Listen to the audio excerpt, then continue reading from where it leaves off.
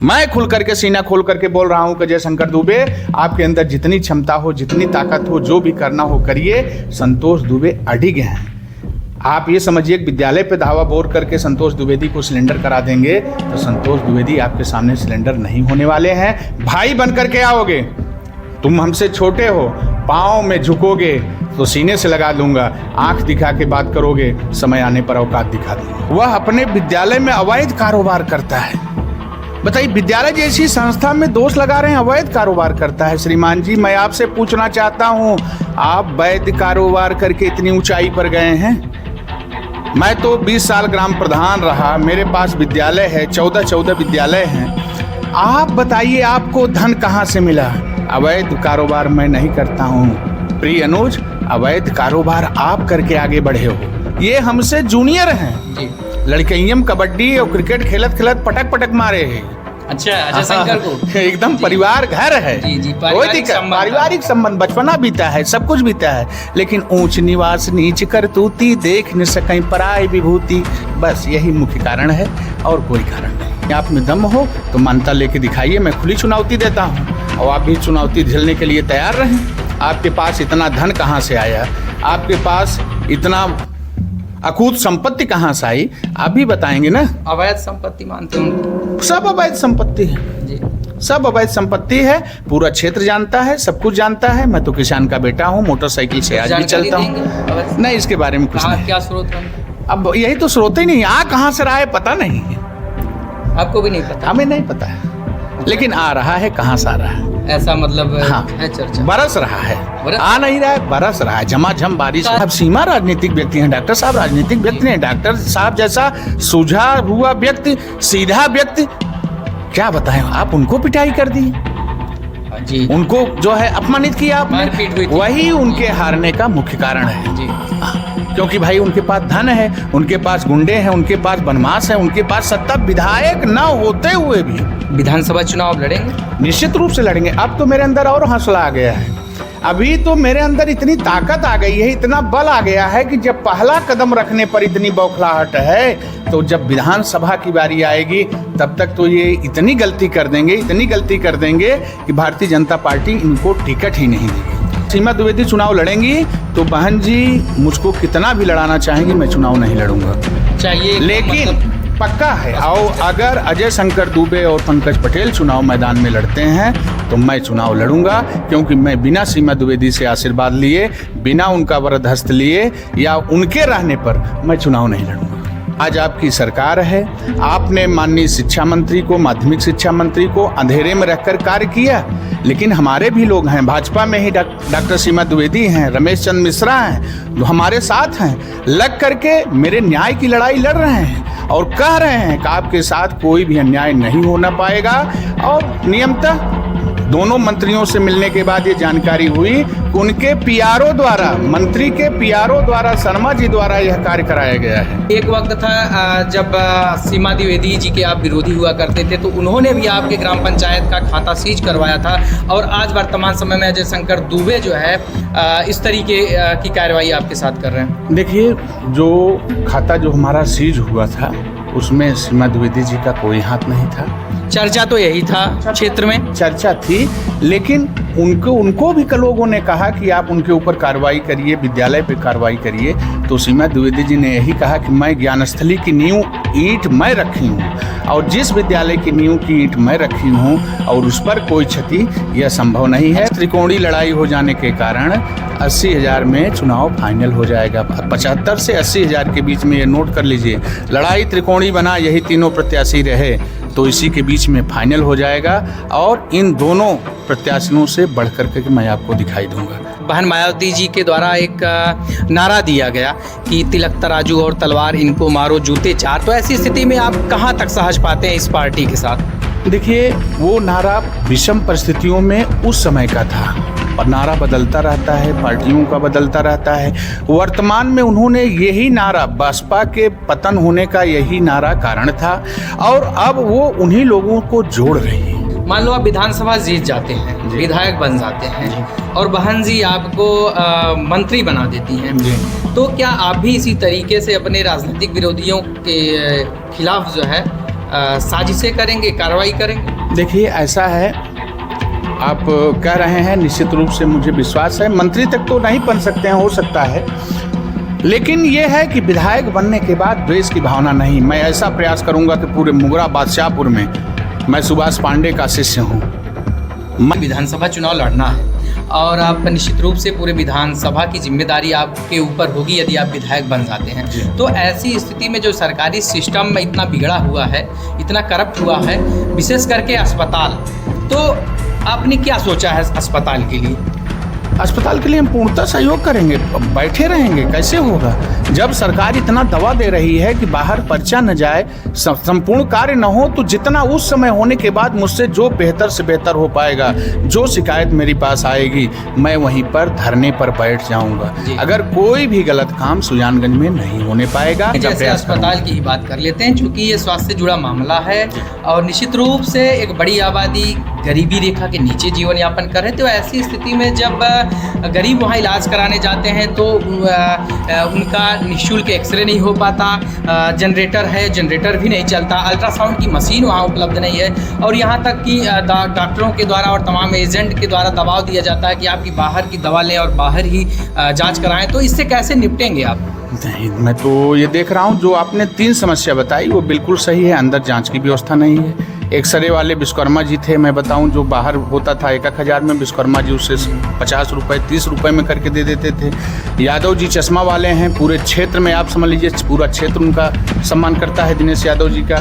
देखिए वर्तमान में जो जनरेटर नहीं चल रहा है, ये वर्तमान प्रतिनिधि का काम है जी। जो वर्तमान प्रतिनिधि यहाँ पर हैं, विधायक जी की जिम्मेदारी ये माननीय पंकज पटेल जी की है। उनको बैठ करके ये देखना चाहिए, और समय आने पर मैं क्या करूँगा वो तो समय बताएगा। आज यह प्रश्न आपको वर्तमान प्रतिनिधि से पूछना चाहिए। नहीं, उनसे अवसर लगेगा तो पूछेंगे ही और उनको करना चाहिए, ये सच बात है, लेकिन आप भी उसी दौड़ में हैं। तो मैं आपसे यही कहना चाहूँगा कि अगर मैं विधायक बना तो आप माइक लेकर के गेट पर खड़े हो जाइएगा और हर हॉस्पिटल से दिखा करके लौटने वाले व्यक्ति से पूछिएगा कि क्या आप संतुष्ट हैं व्यवस्था से कि नहीं। अगर जिस दिन आप असंतुष्ट होइएगा, सीधे माइक लेकर के मेरा कॉलर पकड़ लीजिएगा, गुरुजी आपने ऐसा क्यों किया। नमस्कार साथियों, इस वक्त मेरी मौजूदगी ज्ञानस्थली शिक्षण संस्थान में है और हमारे साथ मौजूद हैं बातचीत करने के लिए संस्थान के संस्थापक संचालक आदरणीय संतोष द्विवेदी जी। बहुत बहुत स्वागत है आपका हमारे सोशल मंच पर। अभिनंदन, आप लोगों का हार्दिक आभार जी। आप लोग चौथे स्तंभ हैं और निश्चित रूप से जहाँ पर न्याय और अन्याय की बात आती है, वहाँ पर आप लोगों की गरिमामय उपस्थिति बहुत प्रार्थनीय रहती है जी। द्विवेदी जी, आप एक तरफ आप बसपा ज्वाइन करते हैं, वहीं दूसरी तरफ आपके विद्यालय की मान्यता रद्द हो जाती है। अजय शंकर जी से आपकी क्या दुश्मनी है? देखिए, अजय शंकर जी से हमारी कोई दुश्मनी नहीं है और ना ही अभी मान्यता रद्द हुई है जी। हमें नोटिस मिला था, उसका जवाब हमने दिया। अजय शंकर हमारे गांव के रहने वाले हैं, हमारे भाई हैं, चाचा के लड़के हैं। निश्चित रूप से उनका जो सोच होती है वो किसी के प्रतिभा को दबा करके, जैसे जो उनसे संबंध रखे उसको अपने अंडर में, अच्छी बात, जैसे गोस्वामी तुलसीदास ने लिखा है कि गुरु और मंत्री वैद्य जो प्रिय बोले भयास, राज धर्म तन तीनहु होय बेगी है नाश। तो उन्हें अच्छा बताने वाला, मार्गदर्शन देने वाला व्यक्ति पसंद नहीं है।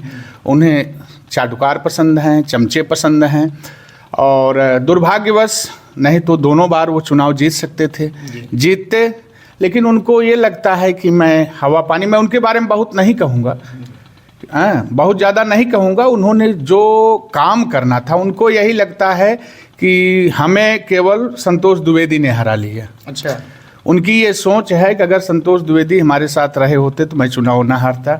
और एक तो दिक्कत उनको थे ही, और दूसरा मैदान में आ जाने के कारण, बहन जी के आदेश पर 368 मुगरा बादशाहपुर से मैं मैदान में आ गया हूँ। उसी दिन से उनकी नींद हराम हो गई है कि हम जैसे धनपशु जहाँ चुनाव लड़ते थे, ये गरीब आदमी, ये विद्यालय वाला, लेकिन इतना डर हो गया है को अनावश्यक, ना तो मेरा अधिकारी जिला विद्यालय निरीक्षक हमारे बारे में कोई लिख रहा है, ना तो जेडी लिख रहे हैं, ना तो सचिव लिख रहे हैं, ना तो सचिव लिख रहे हैं।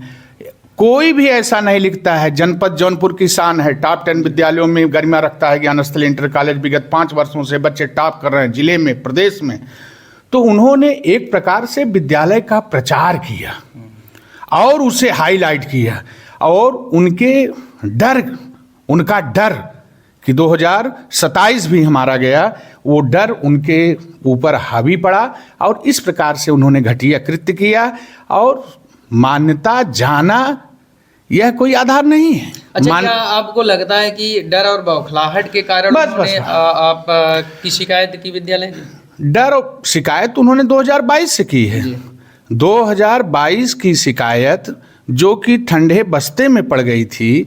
जिस दिन मैं जब बसपा ज्वाइन करके सहारा SS पांडे जी का न्यूज़ दिया, उसी दिन से कार्रवाई शुरू हो गई। जैसा कि आपने सोशल मीडिया पे 2022 का लेटर पैड अजय शंकर दुबे जी का शेयर किया है और कार्रवाई वर्तमान समय में हो रही है, तो कैसे आपको लगता है कि मतलब उनके ही द्वारा कार्रवाई की गई? देखिए, मुख्य रीजन ये होता है, उन्होंने लिखा है कि संतोष द्विवेदी समाजवादी पार्टी का कार्यकर्ता है और वह अपने विद्यालय में अवैध कारोबार करता है। बताइए, विद्यालय जैसी संस्था में दोष लगा रहे हैं अवैध कारोबार करता है। श्रीमान जी, मैं आपसे पूछना चाहता हूं, आप वैध कारोबार करके इतनी ऊंचाई पर गए हैं? मैं तो 20 साल ग्राम प्रधान रहा, मेरे पास विद्यालय है, 14 विद्यालय हैं। आप बताइए, आपको धन कहाँ से मिला? अवैध कारोबार मैं नहीं करता हूँ प्रिय अनुज, अवैध कारोबार आप करके आगे बढ़े हो।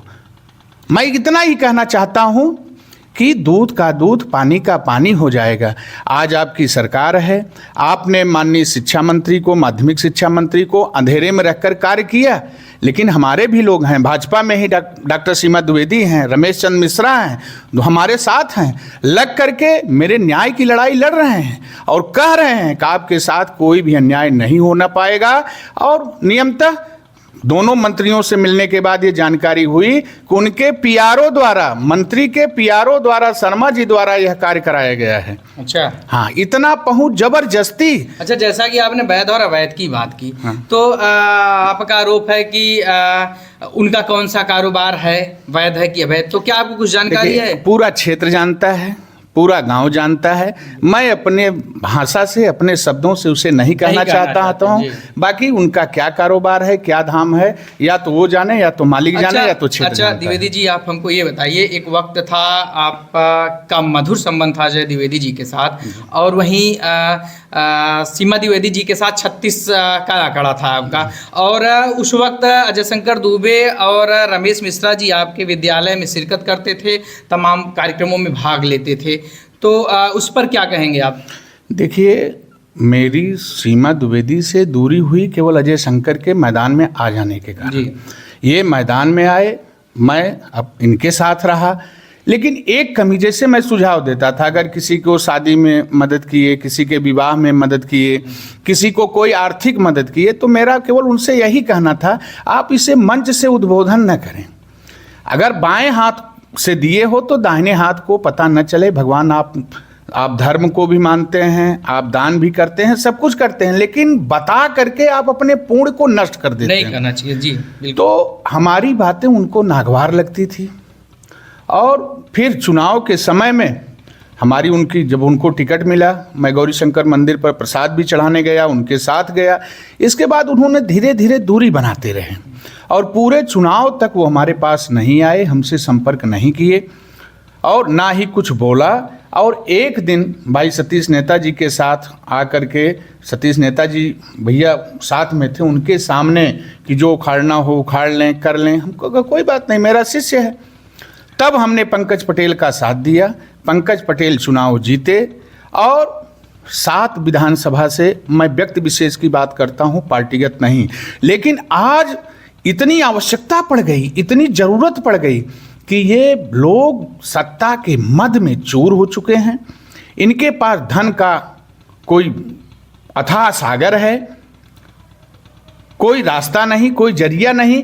तो वो समझ रहे हैं कि मैं बहुत अच्छा काम कर रहा हूं, लेकिन जिस दिन मैदान में उतर कर आएंगे, उनको पता चल जाएगा कि एक गरीब आदमी संतोष द्विवेदी और मैं अरबपति आदमी किस प्रकार से मुझे मैदान में लतेड़ अच्छा दिया। द्विवेदी जी, ये बताइए आखिर क्या बात है कि लोग सत्ता में आ जाने के बाद अपने विरोधियों के विरुद्ध बदले की भावना से कार्रवाई करते हैं। एक वक्त था जब सीमा द्विवेदी जी के आप विरोधी हुआ करते थे, तो उन्होंने भी आपके ग्राम पंचायत का खाता सीज करवाया था, और आज वर्तमान समय में अजय शंकर दुबे जो है इस तरीके की कार्रवाई आपके साथ कर रहे हैं। देखिए, जो खाता जो हमारा सीज हुआ था उसमें सीमा द्विवेदी जी का कोई हाथ नहीं था। चर्चा तो यही था क्षेत्र में, चर्चा थी, लेकिन उनको भी लोगों ने कहा कि आप उनके ऊपर कार्रवाई करिए, विद्यालय पे कार्रवाई करिए। तो सीमा द्विवेदी जी ने यही कहा कि मैं ज्ञानस्थली की नींव ईंट मैं रखी हूँ, और जिस विद्यालय की नींव की ईंट मैं रखी हूँ और उस पर कोई क्षति यह संभव नहीं है। अच्छा, लोगों ने उनसे भी कार्रवाई कराने का प्रयास किया, भरसक प्रयास अच्छा, किया अच्छा। था, भरसक प्रयास किया था, लेकिन उन्होंने यही कहा था कि आज के 20 साल पहले जिस विद्यालय की नींव आधारशिला मैंने रखी है, जिस विद्यालय की स्थापना मैंने की है, मैं उधर नहीं देखूंगा। मेरे अंदर क्षमता होगी, संतोष सबको देख लेंगे तो निश्चित रूप से हमारा। और यहाँ तक एक सांसद होते हुए वो स्वयं लोकसभा के चुनाव में आकर के हमसे बोली, संतोष आप हमारे कार्यकर्ता हो, लोकसभा में वोटिंग कराओ और वोट करो। ये मत समझो कि आज मैं तुम्हारे दरबार, अब तुम हमसे छोटे हो और मैं तुम्हारे दरवाजे पर आई हूँ। हाँ, हमने उनको वचन दिया, मैंने उनके साथ लोकसभा में कंधे से कंधा मिला करके रहा, और जितना उनके प्रत्याशी के भाग में था, संविधान बचाओ का नारा लगा, उसमें फेल हो गए। हाँ, बाकी सीमा द्विवेदी ने मेरा अहित कभी नहीं किया है। जी जी। तो विधानसभा चुनाव लड़ेंगे? निश्चित रूप से लड़ेंगे। अब तो मेरे अंदर और हौसला आ गया है, अभी तो मेरे अंदर इतनी ताकत आ गई है, इतना बल आ गया है कि जब पहला कदम रखने पर इतनी बौखलाहट है, तो जब विधानसभा की बारी आएगी तब तक तो ये इतनी गलती कर देंगे, इतनी गलती कर देंगे कि भारतीय जनता पार्टी इनको टिकट ही नहीं देगी। मान लो आप विधानसभा जीत जाते हैं, विधायक बन जाते हैं, और बहन जी आपको मंत्री बना देती हैं, तो क्या आप भी इसी तरीके से अपने राजनीतिक विरोधियों के खिलाफ जो है साजिशें करेंगे, कार्रवाई करेंगे? देखिए, ऐसा है, आप कह रहे हैं, निश्चित रूप से मुझे विश्वास है, मंत्री तक तो नहीं बन सकते हैं, हो सकता है, लेकिन यह है कि विधायक बनने के बाद द्वेष की भावना नहीं। मैं ऐसा प्रयास करूंगा कि पूरे मुगरा बादशाहपुर में, मैं सुभाष पांडे का शिष्य हूं, मैं एक भी दुश्मन पूरे मुगरा में, सब जाति धर्म वर्ग को छोड़ करके, मैं शिक्षक हूं, मैं शिक्षा देता हूं, 570 बच्चे IAS से लेकर PCS से लेकर के CMO तक, हर क्षेत्र में हर पद पर मेरे पास बच्चे हैं। 570 बच्चे गवर्नमेंट जॉब में हैं। जितना आप चुनाव में खर्च करेंगे उतना हमारे बच्चे हमको चंदा दे करके चुनाव लड़वा देंगे। हमारे पास कोई धन नहीं है, लेकिन रही बात जाति धर्म से ऊपर उठ करके, द्वेष भावना को छोड़ करके, बदले की भावना की छोड़ करके, यहाँ तक मैं प्रयास करूँगा कि मुगरा बादशाहपुर में फिर मेरा कोई दुश्मन न पनपे।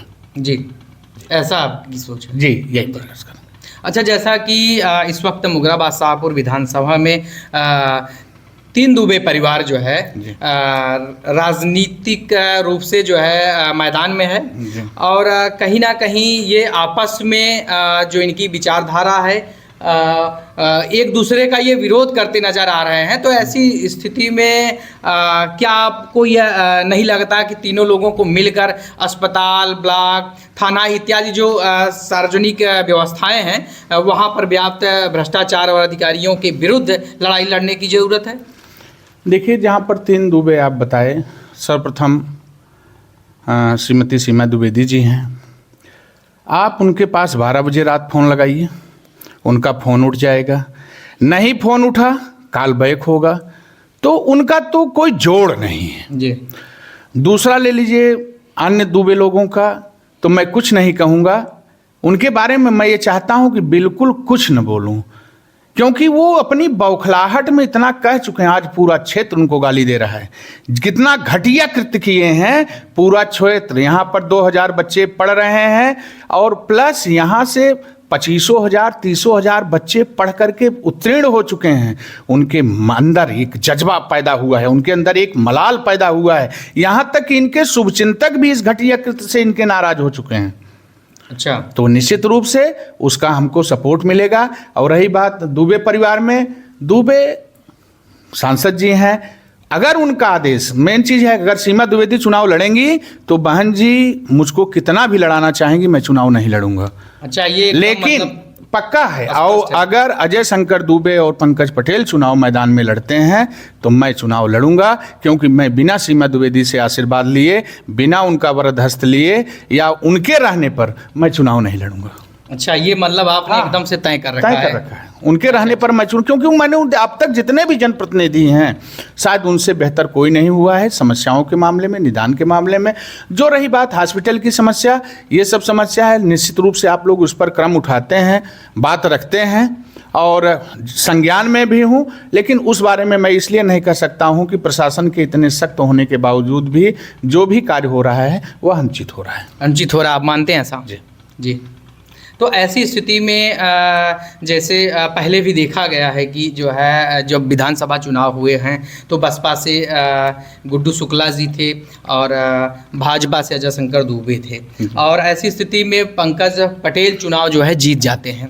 तो क्या आपको नहीं लगता कि फिर से जो दो ब्राह्मण चेहरा विधानसभा में होंगे और आपके सामने इकलौता पटेल प्रत्याशी जो है पंकज पटेल होंगे? कैसे सामना आप लोग करेंगे? देखिए, पंकज पटेल जितना पटेल में चुनाव पटेल हो करके लड़ेंगे, उससे ज़्यादा संतोष द्विवेदी पटेल में चुनाव लड़ेंगे। लोहार, कोहार, कहार, छत्री, पंडित, संतोष दुबे के साथ लोग जाति धर्म को तोड़ करके व्यक्ति विशेष पर आएंगे। वो पार्टीगत, मैं आपको बता रहा हूं, ऐसे ऐसे महान लोग हैं कि पार्टीगत, पार्टी को छोड़ करके संतोष द्विवेदी के नाम पर संतोष द्विवेदी के साथ कंधा मिला करके खड़े हैं और मदद के लिए खड़े हैं। और रही बात, आपने कहा बसपा से यहाँ उमाशंकर यादव विधायक हुए, रमेश चंद्र मिश्रा बाहरी प्रत्याशी होने के कारण 42 वोट से हार गए थे। तीसरा, सुषमा पटेल यहाँ से बसपा से चुनाव जीती हैं। और इस बार जो हवाई लास्ट में टिकट फाइनल किया गया, यही कारण रहा कि बहन जी ने इसको सोचा कि मेरी हार क्यों हो रही है। उन्होंने सोचने के बाद ये निर्णय लिया कि जब से हमने जमीनी कार्यकर्ता को छोड़ दिया है और सवर्णों को छोड़ दिया है, यही मेरे हार का कारण है। वो सवर्णों को जोड़ना चाहती हैं और जमीनी कार्यकर्ता को लड़ाना चाहती हैं। अच्छा द्विवेदी जी, ये बताइए, आपने बसपा ज्वाइन कर लिया, क्यों ज्वाइन किया? बसपा ज्वाइन ये हो गया कि मैं जानता हूं भाजपा से अजय शंकर दुबे टिकट पाएंगे, लड़ेंगे, और सपा से पंकज पटेल चुनाव लड़ेंगे। तो इस कारण कोई आधार नहीं, अगर ये दोनों प्रत्याशी मैदान में रह गए, बाबा गौरी शंकर महाराज की कृपा रही, तो ये गरीब का बेटा, किसान का बेटा आप लोगों को पांव छू करके, प्रणाम करके लोगों के हृदय में बस कर विधानसभा जीत करके दिखाएगा। जी। तो क्या आप बसपा की विचारधारा से ताल्लुकात रखते हैं? वर्तमान में इस परिस्थिति में देखिए, बीजेपी से हमको टिकट मिलेगा नहीं, सपा से हमको टिकट मिलेगा नहीं, तो टिकट जो हमको मिलेगा तो केवल बसपा से मिलेगा, क्योंकि बहन जी ने स्वयं मुझे बुलवाया। तो क्या आपकी बसपा की वोट बैंक पे नज़र है? बसपा की वोट बैंक की नज़र है, बाकी 30,000 35,000 वोट चाहिए। जब लड़ाई त्रिकोणीय हो जाएगी तो यहाँ पर 80,000, 75 से 80,000 के बीच में परिणाम फाइनल हो जाएंगे। एक वक्त था बसपा जब राजनीति के अपने शिखर पर थी, उस वक्त बहन मायावती जी के द्वारा एक नारा दिया गया कि तिलक तराजू और तलवार इनको मारो जूते चार। तो ऐसी स्थिति में आप कहाँ तक सहज पाते हैं इस पार्टी के साथ? देखिए, वो नारा विषम परिस्थितियों में उस समय का था, पर नारा बदलता रहता है, पार्टियों का बदलता रहता है। वर्तमान में उन्होंने यही नारा, बसपा के पतन होने का यही नारा कारण था, और अब वो उन्हीं लोगों को जोड़ रही हैं। जी। बसपा पतन में गई, उसका मुख्य कारण यही है कि यही नारा, लेकिन उन्होंने अपनी भूल का पर पश्चाताप किया और उन्होंने नए सिरे से कार्य करना शुरू किया है, और नए सिरे से निश्चित रूप से आज लोग बसपा के सुशासन को याद करेंगे और कार्य देखेंगे। आपको लखनऊ जाना हो, लखनऊ जाकर देखिए, अगर बसपा से मायावती के कार्यों को हटा दिया जाए, कोई ऐसा स्मारक, कोई ऐसी चीज़ नहीं है जो दिखाई पड़ेगा कि सुंदर तो बनाया लखनऊ को, निस्संदेह। आप लखनऊ देख लीजिए, आप नोएडा देख लीजिए, सुंदर बनाया। नोएडा देख लीजिए, आज उत्तर प्रदेश का सबसे बड़ा औद्योगिक क्षेत्र नोएडा है। किसने बनाया? बहन जी ने बनाया। हाँ, गलती हुई, उनका नारा था, बोली, और लेकिन अब उन्हीं लोगों को लगा करके कर रही हैं। और जिस दिन बसपा से धरातल से लोग लड़ना शुरू हो जाएंगे, उस दिन आम आदमी कहाँ से कहाँ पहुँच जाएगा, उस चीज़ का ध्यान रखें। अच्छा, ये बताइए गुरुजी, जैसा कि आप बचपन से ही शिक्षा जगत से जुड़े रहे हैं जी। और आपका विशेष लगाव रहा शिक्षा के प्रति, जी। तो आप किस तरीके से बच्चों की मदद करते हैं शिक्षा के क्षेत्र में? देखिए, मैं आपको ये बता दूं, अगर जिन बच्चों के माता पिता नहीं हैं, सबसे पहले तो मैं बच्चों को प्रोत्साहन करता हूं। ये प्राइवेट विद्यालय है, फिर भी शासन द्वारा जितना निर्गत किया गया है, जो गरीब बच्चे हैं, जिनके माता पिता नहीं हैं, उनको कॉपी किताब, पढ़ाई लिखाई, अगर हृदय से मुझे प्रतीत हो जाता है कि ये बच्चा वास्तव में कमज़ोर है, गरीब है, लाचार है, तो उसका मैं तन मन धन से मदद करता हूँ और करता रहूँगा। अच्छा जी। तो अच्छा, ये आप का जैसे कहना है कि विधानसभा चुनाव लड़ना है और आप निश्चित रूप से पूरे विधानसभा की जिम्मेदारी आपके ऊपर होगी यदि आप विधायक बन जाते हैं, तो ऐसी स्थिति में जो सरकारी सिस्टम इतना बिगड़ा हुआ है, इतना करप्ट हुआ है, विशेष करके अस्पताल, तो आपने क्या सोचा है अस्पताल के लिए? अस्पताल के लिए हम पूर्णतः सहयोग करेंगे, बैठे रहेंगे, कैसे होगा जब सरकार इतना दवा दे रही है कि बाहर पर्चा न जाए, संपूर्ण कार्य न हो, तो जितना उस समय होने के बाद मुझसे जो बेहतर से बेहतर हो पाएगा, जो शिकायत मेरे पास आएगी, मैं वहीं पर धरने पर बैठ जाऊंगा। अगर कोई भी गलत काम सुजानगंज में नहीं होने पाएगा, और खास करके हमारा सुजानगंज सबसे शांतिप्रिय, सबसे अच्छा और सबसे बेहतर क्षेत्र है शिक्षा के मामले में, सम्मान के मामले में, इज्जत के मामले में, प्रतिष्ठा के मामले में। कुछ राजनीतिक मुद्दे हैं जिन्हें अगर ऐसा दिन आया तो उसे मैं बेहतर करने का प्रयास करूंगा। अस्पताल की ही बात कर लेते हैं, क्योंकि ये स्वास्थ्य से जुड़ा मामला है और निश्चित रूप से एक बड़ी आबादी गरीबी रेखा के नीचे जीवन यापन कर रहे थे। तो ऐसी स्थिति में जब गरीब वहाँ इलाज कराने जाते हैं तो उनका निःशुल्क एक्सरे नहीं हो पाता, जनरेटर है, जनरेटर भी नहीं चलता, अल्ट्रासाउंड की मशीन वहाँ उपलब्ध नहीं है, और यहाँ तक कि डॉक्टरों के द्वारा और तमाम एजेंट के द्वारा दबाव दिया जाता है कि आपकी बाहर की दवा लें और बाहर ही जाँच कराएँ। तो इससे कैसे निपटेंगे आप? नहीं, मैं तो ये देख रहा हूँ जो आपने 3 समस्या बताई वो बिल्कुल सही है। अंदर जांच की व्यवस्था नहीं है। एक्सरे वाले विश्वकर्मा जी थे, मैं बताऊं, जो बाहर होता था 1,000 में, विश्वकर्मा जी उससे 50 रुपये 30 रुपये में करके दे देते थे। यादव जी चश्मा वाले हैं, पूरे क्षेत्र में आप समझ लीजिए पूरा क्षेत्र उनका सम्मान करता है, दिनेश यादव जी का। देखिए, वर्तमान में जो जनरेटर नहीं चल रहा है, ये वर्तमान प्रतिनिधि का काम है जी। जो वर्तमान प्रतिनिधि यहाँ पर हैं, विधायक जी की जिम्मेदारी है, ये माननीय पंकज पटेल जी की है। उनको बैठ करके ये देखना चाहिए, और समय आने पर मैं क्या करूँगा वो तो समय बताएगा। आज यह प्रश्न आपको वर्तमान प्रतिनिधि से पूछना चाहिए। नहीं, उनसे अवसर लगेगा तो पूछेंगे ही और उनको करना चाहिए, ये सच बात है। लेकिन आप भी उसी दौड़ में हैं, सब जिस गति से आपका राजनीति की तरफ पदार्पण हो रहा है, निश्चित रूप से आपका रुख सदन की तरफ। ऐसी स्थिति में तो जनता जानना चाहेगी कि गुरुजी के द्वारा मतलब किस हद तक लड़ाई लड़ी जाएगी उनकी समस्याओं के लिए, उनकी असुविधाओं के लिए, जो समस्या अस्पताल और तमाम व्यवस्थाओं में है वर्तमान में। तो मैं आपसे यही कहना चाहूँगा कि अगर मैं विधायक बना तो आप माइक लेकर के गेट पर खड़े हो जाइएगा और हर हॉस्पिटल से दिखा करके लौटने वाले व्यक्ति से पूछिएगा कि क्या आप संतुष्ट हैं व्यवस्था से कि नहीं। अगर जिस दिन आप असंतुष्ट होइएगा, सीधे माइक लेकर के मेरा कॉलर पकड़ लीजिएगा, गुरुजी आपने ऐसा क्यों किया। नहीं गुरुजी, आपका कॉन्फिडेंस है, आपकी ईमानदारी है, आपका ये जो है क्या कहते हैं कि हमारा कहने का केवल ये मतलब है। देखिए, मुख्य रीजन है कि आज इस भावना से, इस सोच से, इस नीयत से लोग लगे हुए हैं कि जैसे बड़ा वृक्ष होता है तो अपनी छाया में दूसरे वृक्ष को पनपना नहीं देना चाहता है, उसी प्रकार से जो हमारे नेताजी, हमारे भाई, हमारे चाचा के लड़के इस प्रकार से कार्य कर रहे हैं। ये परिवार के हैं, हमारे परिवार के हैं, हमारे परिवार के, हमारे संबंध, हमारे दादाजी के चेले इनके दादाजी थे, हमारे पिताजी के शिष्य ये थे, ये हमसे जूनियर हैं जी। लड़कइयम कबड्डी और क्रिकेट खेलत खेलत पटक पटक मारे हैं। अच्छा, अजय शंकर को एकदम परिवार घर है जी, कोई दिक्कत, पारिवारिक संबंध, बचपना बीता है, सब कुछ बीता है, लेकिन ऊंच निवास नीच करतूती, देख न सकें पराई विभूति, बस यही मुख्य कारण है और कोई कारण नहीं। अच्छा, इसके पहले जैसे राजनीति में आप अभी इधर भी अजय शंकर दुबे के नज़दीक आए, उसके पहले आप क्या सीमा द्विवेदी जी के साथ थे? हाँ, सीमा द्विवेदी जी के साथ। फिर कहाँ से उनका साथ छूटा? जब अजय आ गए, परिवार से आ गए। अच्छा, तो परिवार की बात आ गई, आपने अजय शंकर का साथ दिया, लेकिन परिणाम आपको जो है साथ दिया, और यहाँ तक कहा था कि आप अगर झगड़ा नहीं करोगे तो चुनाव जीत जाओगे और झगड़ा करोगे तो चुनाव हार जाओगे। उन्होंने वहां पर भी गलत काम किया।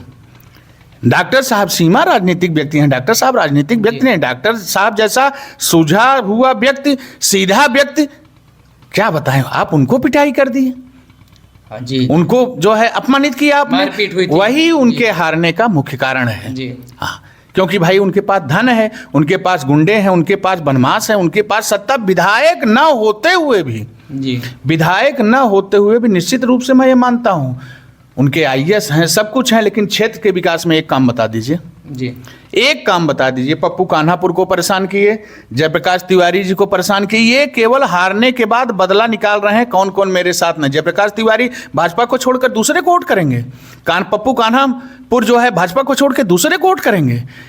और इतना बता दें 40-50 ब्राह्मण हैं जिसको इन्होंने प्रताड़ित किया। जी। मैं खुल करके सीना खोल करके बोल रहा हूं कि जयशंकर दुबे, आपके अंदर जितनी क्षमता हो, जितनी ताकत हो, जो भी करना हो करिए। संतोष दुबे अडिग हैं। आप ये समझिए कि विद्यालय पे धावा बोर करके संतोष द्विवेदी को सिलेंडर करा देंगे तो संतोष द्विवेदी आपके सामने सिलेंडर नहीं होने वाले हैं। भाई बन करके आओगे, तुम हमसे छोटे हो, पाँव में झुकोगे तो सीने से लगा दूंगा, आंख दिखा के बात करोगे, समय आने पर औकात दिखा दूंगा। अच्छा द्विवेदी जी, जैसा कि आपने बताया कि आपने सीमा द्विवेदी जी का साथ परिवार के कारण छोड़ दिया, जयशंकर दुबे आपके परिवार के थे, तो फिर कहाँ से बात बिगड़ गई कि दुबे जी को छोड़ के आप जो है पंकज पटेल के साथ चले जाते हैं?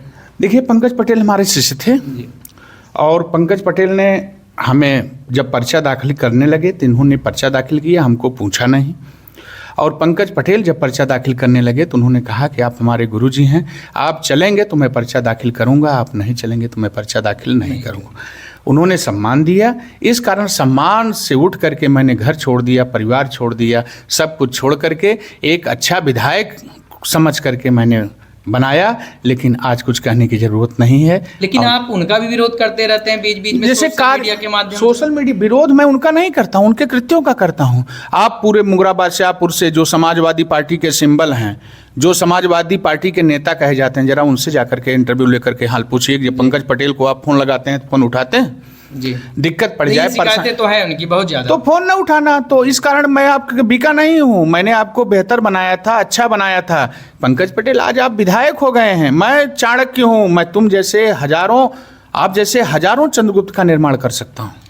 अच्छा द्विवेदी जी, जैसा कि आप कह रहे हैं, मैं देख रहा हूँ इधर बीच जैसे क्षेत्र में बहुत समस्याएं हैं और इन जनप्रतिनिधियों के द्वारा अगर क्षेत्र में कहीं कोई न्योता या इस तरीके का कार्यक्रम होता है तो बहुत समय से और बहुत धूमधाम से पहुंचते हैं, लेकिन जहां समस्याएं हैं, तमाम तरीके का अत्याचार अन्याय हो रहा है, तो उन मामलों में इनका पहुंचना नहीं हो पाता, ऐसा क्यों? अब इसके बारे में हम कुछ नहीं कहेंगे। मुझसे जी पहुंचना चाहिए। आप मेरे बारे में पूछिए, मेरा दुख दर्द समझिए और मेरे आप बात करिए। इन लोगों के बारे में बोल करके मैं कुछ कहना नहीं चाहता। ऊर्जा व्यर्थ नहीं करना चाहते हैं बस। जी, आप सकारात्मक दिशा में अपनी ऊर्जा लगाना चाहते हैं बस। अच्छा जी, तो क्या सोचा है क्षेत्र के लिए भविष्य में आप कुछ? भविष्य में चुनाव लड़ने के बाद ऐसा विधायक आप कल्पना नहीं किए होंगे। वो जमीनी विधायक रह करके हम आपको बताएंगे कि विधायकी 20 साल प्रधान रहा हूँ, अनुभव है। जो प्रधानी जीत गया उसके लिए विधायकी बहुत बड़ी बात नहीं है। विधायकी बहुत सरल बात है, लोग व्यक्ति व्यवहार से टूट कर चलते हैं। तो इस कारण आपका आशीर्वाद रहा, आप लोगों का स्नेह रहा, हमारे मुगराबाद से आपपुर की जनता जात धर्म से उठ करके हमारा सपोर्ट करेगी। अच्छा, कोई ऐसा जाति वर्ग नहीं होगा। अगर पंकज और अज्जू दोनों मैदान में आ गए तो मैं कहता हूँ 90% मुसलमान मेरे साथ रहेगा। अच्छा जी जी, कैसे है? हमारा व्यवहार है, हमारा संबंध है उनसे, हमारा उठना बैठना है, हमारे व्यक्तित्व को जानते हैं। ये तो सच बात है। अगर आप बसपा से चुनाव में आते हैं तो चूंकि उसका एक बड़ा वोट बैंक है जो बसपा को ही सपोर्ट करता है, तो ऐसी स्थिति में निश्चित रूप से अब एक मजबूत जनाधार आपके पास पहले से होगा। बाकी जो आपका क्षेत्र में प्रभाव है, लोगों के साथ जो है ताल्लुकात है, वो आपके काम आ सकता है। जी निश्चित रूप से इस बार त्रिकोणीय लड़ाई हो जाने के कारण 80,000 में चुनाव फाइनल हो जाएगा। 75 से 80,000 के बीच में ये नोट कर लीजिए। लड़ाई त्रिकोणीय बना, यही तीनों प्रत्याशी रहे तो इसी के बीच में फाइनल हो जाएगा और इन दोनों प्रत्याशियों से बढ़ करके मैं आपको दिखाई दूंगा। जैसा कि आपने शुरू में कहा कि आप बसपा ज्वाइन करते हैं और जैसे ही खबर लगती है लोगों को कि संतोष द्विवेदी जी मैदान में आ रहे हैं और बहुजन समाज पार्टी से आने वाले हैं, तो ऐसी स्थिति में आपका आरोप है कि बौखलाहट के कारण कार्रवाई की गई। आपके विद्यालय की शिकायत एक राजनीतिक द्वेष और बौखलाहट के कारण बौखलाहट में हो गई। जी, निश्चित रूप से देखिए, शिकायत तो उनकी 2022 की है। 2022 से जांच हुई, जांच के बाद कोई अधिकारी हमारे बारे में कोई गलत लिखा ही नहीं है। सब ये कहते हैं कि ज्ञानस्थली एक अच्छा विद्यालय है, सब लिख करके दिए हैं, सारी व्यवस्था अच्छी है, जनपद के टॉप 10 विद्यालय में ज्ञानस्थली का नाम है। तो उन्होंने शिकायत की, न्यायालय मेरे पास जिंदा है, मेरे पास लोग जिंदा हैं, 2000 बच्चे हैं, गार्जियन हैं, 63 का स्टाफ है। तो कुल मिलाकर के उसको आप छोड़ दीजिए। वो जिस प्रकार से उन्होंने काम किया है उसका जवाब मैं दूंगा। और यही काम इनको आज समाज क्या कर रहा है, पूरा समाज थूक रहा है इनको।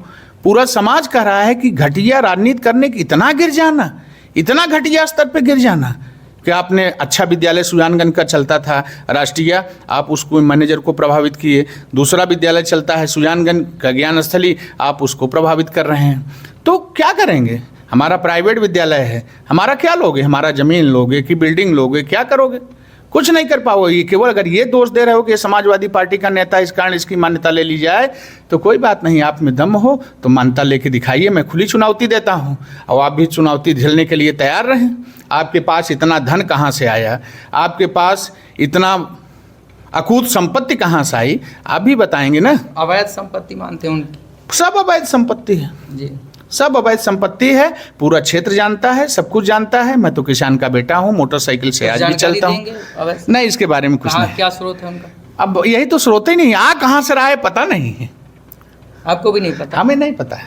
अच्छा। लेकिन आ रहा है, कहाँ से आ रहा है ऐसा मतलब हाँ, है चर्चा? बरस रहा है, आ नहीं रहा है, बरस रहा है, झमाझम बारिश कहा जाता है। लोग अपने बल और दूसरे धन को जो है समझ नहीं पाते जी। अपने बल और दूसरे के धन का जो है आकलन नहीं कर पाते जी। तो ऐसा तो नहीं है भैया, हम इसको कुछ नहीं कहेंगे। अब जो अच्छा ये बताइए गुरुजी, आप बचपन से ही संघर्षशील रहे, शिक्षा के क्षेत्र में आपका जुड़ाव शुरुआती जीवन से ही रहा है। जैसा कि आपने सरस्वती शिशु मंदिर में शिक्षण कार्य किया, सरोज बाल विद्या मंदिर में आपने शिक्षण कार्य किया और एक अच्छे शिक्षक के रूप में आपकी भूमिका रही। और आज ऐसी स्थिति है, हो चुकी है आपकी शिक्षा के क्षेत्र में, आपका स्वयं का जो है एक शिक्षण संस्थान जो है आपने स्थापित कर दिया और उसका संचालन कर रहे हैं। तो ऐसी स्थिति में उस शिक्षण संस्थान पर चोट की गई है, तो इस पर आप जनता से क्या कहना चाहेंगे? जो है मैं तो यही कहना चाहूँगा कि जनप्रति क्या ऐसा होना चाहिए जी, क्या बदले की भावना इतनी तगड़ी होनी चाहिए।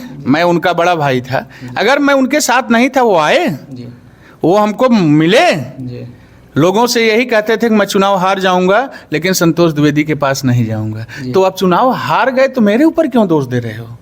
क्या पूरा विधानसभा मेरे कहने से आपको हरा दिए? वो क्या आप मानते हैं अजय शंकर दुबे ने आपकी पीठ में खंजर मारा? नहीं, मैं कुछ नहीं कहूँगा, क्योंकि खंजर उनके बस का कुछ है ही नहीं। मुझे केवल बदनाम कर सकते हैं, वो हमारा कुछ भी नहीं कर सकते हैं। उनके बस का कुछ नहीं है करने का। मैं चाहता हूँ जितना करेंगे उतना मेरा फायदा होगा। अच्छा, तो क्या आप भविष्य में उनसे मधुर संबंध नहीं होंगे? देखिए, छोटे भाई की तरह आएंगे तो स्वागत है। तो अभी नेता है, संबंध मधुर हो सकते हैं आपके उनसे? नेता बन के आएंगे तो संभव नहीं है। राजनीति में आप साथ नहीं देंगे, भाईचारे के लिए आप तैयार? देखिए, उन्होंने जो कृत्य हमारे साथ कर दिया है, जो काम उन्होंने किया है, उन्होंने खाद्यान्न छोड़ दिया, खाना पीना छोड़ दिया हारने के बाद, सब कुछ। लेकिन मैंने अपने खानदान वालों को नहीं रोका।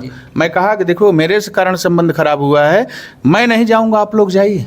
मैं अपने परिवार को नहीं रोका हूँ और उस परिवार से ताल्लुक़ रखता हूँ। आज से नहीं, जब से मेरा परिवार है, हमेशा गांव के सुख दुख हर ढंग से उनके सहयोग रहा है। बहुत बहुत धन्यवाद, आपने मेरे मंच पर अपना कीमती समय दिया, इसके लिए गुरुजी बहुत बहुत धन्यवाद। हार्दिक आभार, धन्यवाद। तो आप देख रहे थे, मेरे साथ ज्ञानस्थली कॉलेज के संस्थापक और संचालक आदरणीय संतोष द्विवेदी जी मौजूद थे। इनसे हमारी बातचीत हो रही थी। इन्होंने तमाम मुद्दों पर बातचीत किया जो आज की राजनीति। फिलहाल आप लोग क्या सोचते हैं, कमेंट बॉक्स में जरूर बताइएगा। बहुत बहुत धन्यवाद। जय हिंद, वंदे मातरम।